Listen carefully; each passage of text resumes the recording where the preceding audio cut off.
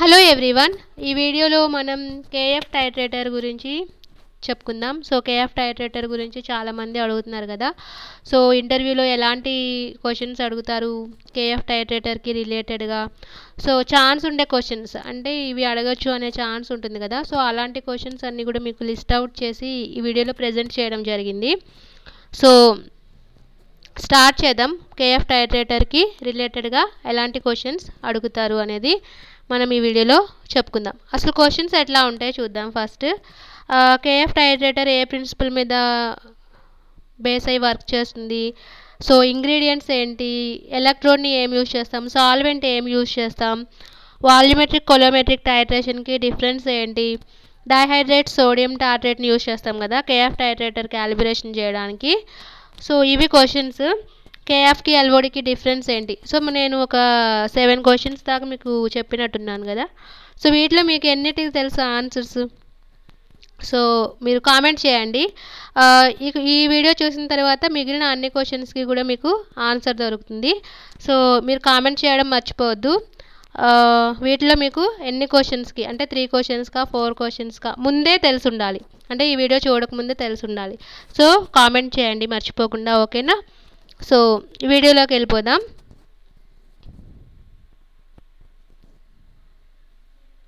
So first వచ్చేసి USP general chapter number వచ్చేసి 921 water determination అంటాం, ఓకేనా. మనకి టైట్రేషన్ మెథడ్ వచ్చేసి 2 టైప్స్లో ఉంటుంది. ఫస్ట్ వచ్చేసి వాల్యూమెట్రిక్ టైట్రేషన్. ఇది ఏంటంటే మనకి లిమిట్ 1% కన్నా ఎక్కువగా ఉన్నప్పుడు ఈ వాల్యూమెట్రిక్ టైట్రేషన్ని యూస్ చేస్తాం. Next coulometric titration. సో ఇదేంటంటే లిమిట్ 1% కన్నా తక్కువ ఉండాలన్నమాట, అప్పుడు కొలోమెట్రిక్ టైట్రేషన్ని యూజ్ చేస్తాం. సో కేఎఫ్ టైట్రేటర్ని యూజ్ చేసి మనం వాటర్ని, అంటే మనం తీసుకున్న ఎనలైట్లో శాంపుల్ ఎనలైట్ ఉంటుంది కదా, సో అందులో ఎంత వాటర్ ఉంది, ఎంత అమౌంట్ ఆఫ్ వాటర్ ప్రెజెంట్ అయి ఉంది అనేది డిటర్మైన్ చేయడానికి మనం కేఎఫ్ టైట్రేటర్ని యూజ్ చేస్తాం. So next principle. సో ఈ ప్రిన్సిపల్ ఏంటంటే మనకి కేఎఫ్ టైట్రేటర్ ఏ ప్రిన్సిపల్ మీద బేస్ అయ్యి వర్క్ చేస్తుంది. సో ఇందులో ఏంటంటే మనకి వాటరు సల్ఫర్ డయాక్సైడ్ తోటి అట్లాగే అయోడిన్ తోటి రియాక్షన్ అయ్యి మనకి సల్ఫర్ ట్రయాక్సైడ్ని అట్లాగే హైడ్రోజన్ అయోడైడ్ని ఇస్తుంది అనమాట. సో మనకి బేస్ ప్రెజెన్స్లో మనకి వాటరు సల్ఫర్ డయాక్సైడ్ తోటి అయోడిన్ తోటి రియాక్ట్ అయ్యి ఏమిస్తుంది, సల్ఫర్ ట్రయాక్సైడ్ హైడ్రోజన్ అయోడైడ్ అని ఇస్తుంది. సో ఇది మనకి మెయిన్ ప్రిన్సిపల్. సో ఇది రియాక్షన్ వచ్చేసి ఇది. సో ఇది చాలా చాలా ఇంపార్టెంట్, అట్లాగే ప్రిన్సిపల్ కూడా ఇంపార్టెంట్. మనకి ఇందులో ఏంటంటే వాటర్ డిటర్మినేషన్ చేస్తాం టైట్రిమెట్రిక్ మెథడ్ని యూజ్ చేసి. సో మనకి ఇక్కడ వాటర్ అనేది అయోడిన్ తోటి సల్ఫర్ డయాక్సైడ్ తోటి రియాక్ట్ అయ్యి మనకి సల్ఫర్ ట్రయాక్సైడ్ని హైడ్రోజన్ అయోడైడ్ని ఇస్తుంది. Next ingredients. సో ఇంగ్రీడియంట్స్ కూడా చాలా చాలా ఇంపార్టెంట్. అయోడిన్ అట్లాగే సల్ఫర్ డయాక్సైడ్ అట్లాగే బఫర్ అంటే పిరిడిన్ కానీ లేదా పిరిడిన్ ఫ్రీ ఇమిడజోల్ని కానీ తీసుకుంటాం. సో సాల్వెంట్ ఏం యూజ్ చేస్తామంటే మిథనాల్, ఆల్కహాల్ కదా మిథనాల్ అంటే, సో మిథనాల్ని యూజ్ చేస్తామన్నమాట. నెక్స్ట్ వచ్చేసి మనకి ఎలక్ట్రోడ్. ఏం ఎలక్ట్రోడ్ యూజ్ చేస్తామంటే ప్లాటినం ఎలక్ట్రోడ్ని యూజ్ చేస్తాం కేఎఫ్ టైట్రేటర్లో.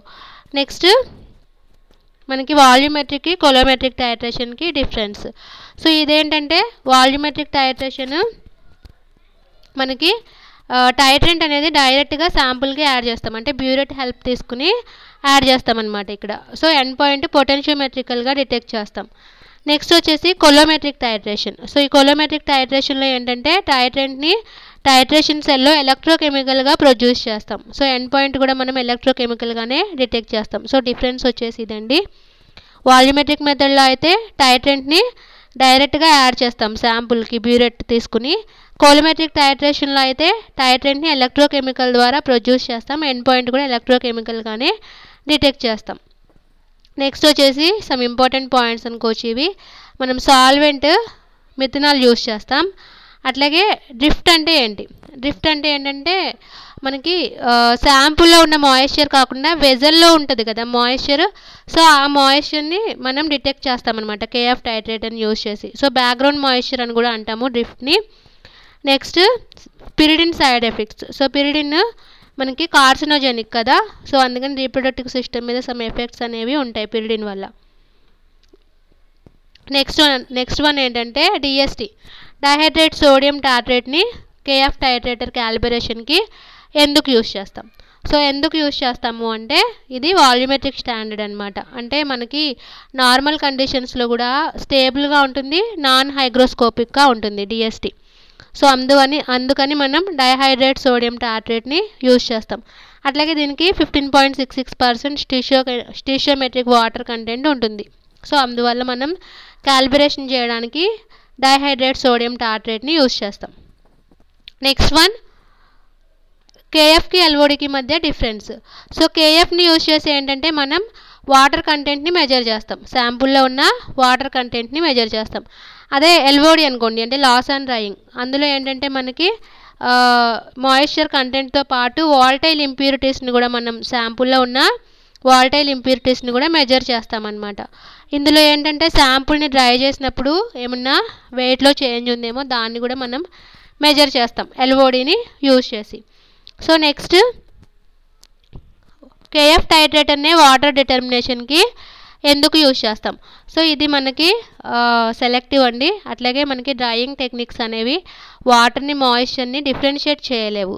అట్లాగే ఇది మనకి యాక్యురేట్ అనమాట. అంటే స్మాల్ స్టాండర్డ్ డీవియేషన్స్లో కూడా మనకి అచీవ్ అవుతుంది. సో చాలా యాక్యురేట్, అట్లాగే ట్రేసబుల్ కూడా. సో ట్రేసబుల్ కాబట్టి మనం దీన్ని కేఎఫ్ టైట్రేటర్ని ఎక్కువగా యూస్ చేస్తాం. సో వ్యాలిడేషన్ అంటే ఏంటో మనం ఇంకొక వీడియో చేసుకుందాం. అట్లాగే ఇది టైం కన్జ్యూమింగ్ కూడా చాలా తక్కువ అనమాట, 1 to 3 minutesలో మనకి వచ్చేస్తుంది. సో అందువల్ల మనం కేఎఫ్ టైట్రేటర్ని వాటర్ డిటర్మినేషన్కి ఎక్కువగా యూస్ చేస్తాం. నెక్స్ట్ ఏంటంటే ఫార్ములా, అంటే వాటర్ పర్సెంట్ని క్యాలిక్యులేట్ చేస్తామన్నమాట ఈ ఫార్ములాని యూజ్ చేసి. ఇందులో ఏంటంటే మనకి లిమిట్ 15.66% టు ±5%, అంటే ఇంత ఉండాలి రేంజ్. 14.87 to 16.44% రేంజ్ ఉండాలన్నమాట. Next limitations. సో లిమిటేషన్స్ ఏంటంటే మనకి ఇది వాటర్ డిస్ట్రక్టివ్ టెక్నిక్. అట్లాగే మనకి కొలోమెట్రిక్ టైట్రేషన్ అనేది స్మాల్ అమౌంట్ ఆఫ్ వాటర్ ఉన్న శాంపుల్స్ని మాత్రమే మనం కొలోమెట్రిక్ టైట్రేషన్ అనేది డిటర్మైన్ చేస్తుంది. అంటే ఇంకా ఎక్కువ వాటర్ ప్రెజెంట్ అయిందనుకోండి, అప్పుడు మనం దీన్ని యూజ్ చేసి కొలోమెట్రిక్ టైట్రేషన్ యూజ్ చేసి మనం డిటర్మైన్ చేయలేం వాటర్ అమౌంట్ని. అట్లాగే ఇది డిస్ట్రక్టివ్ టెక్నిక్ అనమాట. నెక్స్ట్ వచ్చేసి సాల్వెంట్ కన్జంప్షన్ ఎక్కువగా ఉంటుంది. అంటే మనం రీలోడ్ చేస్తూ ఉండాలన్నమాట, ఇంకా ఎక్కువగా కన్జంప్షన్ అయిపోతూ ఉంటుంది సాల్వెంట్ కన్జంప్షన్. సో ఇవి మెయిన్ లిమిటేషన్స్ కేఎఫ్ టైట్రేటర్కి. నెక్స్ట్ వన్ వచ్చేసి అప్లికేషన్స్. సో కెమికల్ ఇండస్ట్రీస్లో, పవర్ స్టేషన్స్లో, ఫార్మాసిటికల్ ఇండస్ట్రీస్లో మనం వీటిని కేఎఫ్ టైట్రేటర్ని ఎక్కువగా యూజ్ చేస్తాం. సో మీ అందరికీ అర్థమైంది అనుకుంటున్నాను. ఇంకా మీకు ఏమైనా డౌట్స్ ఉన్నా ఏదైనా టాపిక్లో మీరు ప్లీజ్ కామెంట్ చేయండి. అట్లాగే వీటిలో మీకు ఎన్ని క్వశ్చన్స్ తెలుసు అనేది కూడా మీరు కామెంట్ చేయండి. ఓకేనా? థ్యాంక్ యూ అండి.